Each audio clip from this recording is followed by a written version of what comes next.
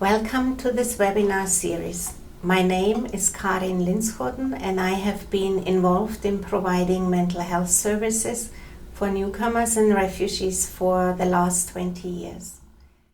In the first part of this series, you will learn about the pre-migration experiences of particularly refugees but also immigrants and how that influences their behavior, possibly.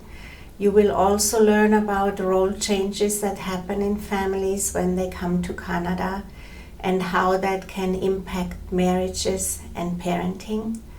And we will talk about strategies on how to effectively communicate and work more empathically with newcomers.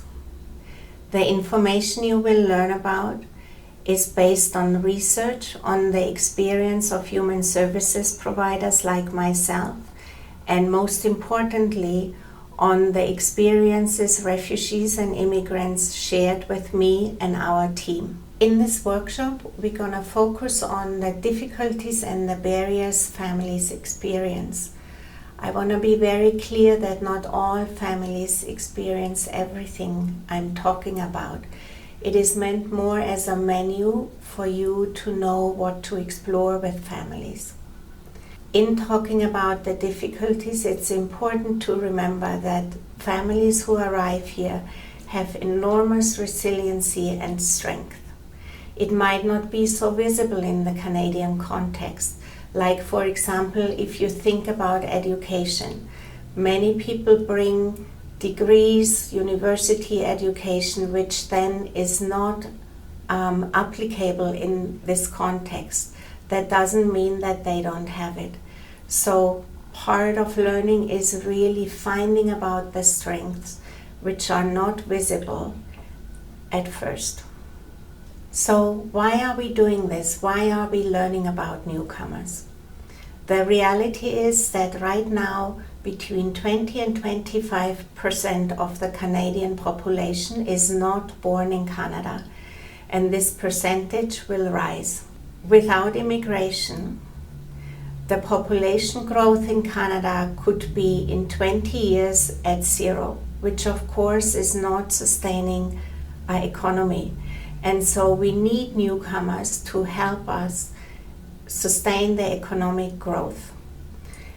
Canada accepts each year around 200 to 250,000 immigrants and 10 to 15,000 refugees.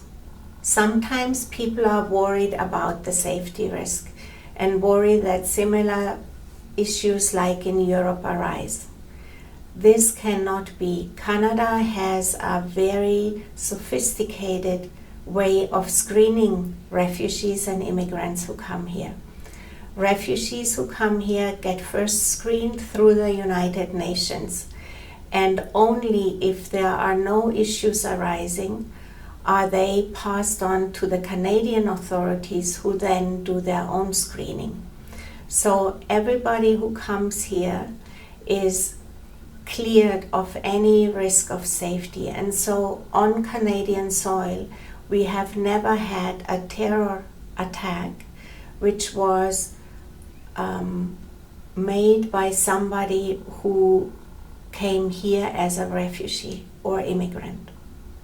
So what are people who we refer to as newcomers? There are different groups who have different ways of entering Canada. The biggest group are what we call economic immigrants. They are immigrants which are invited after application process to come to Canada because of their specific skills or their willingness to work in jobs which Canadians might not be so keen to work in. They come as temporary foreign workers, or they come as skilled workers because of the education and professional background they have.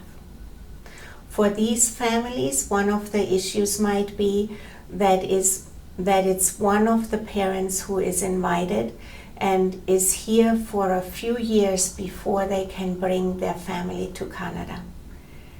As you can imagine, that might create issues because the children are not growing up for a few years with the father or the mother. And while the reunification might be joyful, it might be also difficult.